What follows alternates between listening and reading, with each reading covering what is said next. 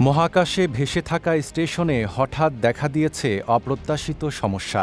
আন্তর্জাতিক মহাকাশ স্টেশনে ধরা পড়েছে দুটি ছিদ্র, তবে এখনই বড় কোনো ঝুঁকি নেই বলে জানানো হয়েছে। রাশিয়ার রাষ্ট্রীয় মহাকাশ সংস্থা রসকসমস জানিয়েছে, আন্তর্জাতিক মহাকাশ স্টেশনের জভেজদা মডিউলে এই ছিদ্র শনাক্ত করা হয়। চাপ পরীক্ষা চলাকালে বিশেষজ্ঞরা বিষয়টি খুঁজে পান।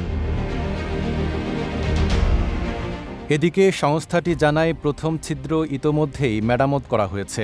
একটি বিশেষ বায়ুরোধী যৌগ ব্যবহার করে সেটি বন্ধ করা হয়। তবে দ্বিতীয় ছিদ্র এখনও মেরামতের প্রস্তুতি চলছে। কিন্তু প্রশ্ন হলো, এই পরিস্থিতি কতটা বিপজ্জনক? রসকসমস বলছে, বর্তমান পরিস্থিতিতে ক্রু এবং মহাকাশযানের অভ্যন্তরীণ সিস্টেমের নিরাপত্তার জন্য কোনো হুমকি নেই।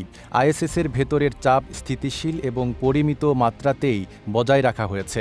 অন্যদিকে বিশেষজ্ঞরা বিষয়টি পর্যবেক্ষণে রেখেছেন, কারণ মহাকাশে সামান্য ত্রুটিও বড় ঝুঁকিতে পরিণত হতে পারে।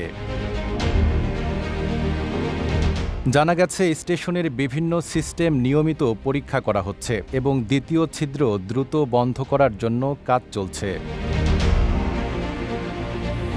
নাঈম আরাবী, ঢাকা পোস্ট।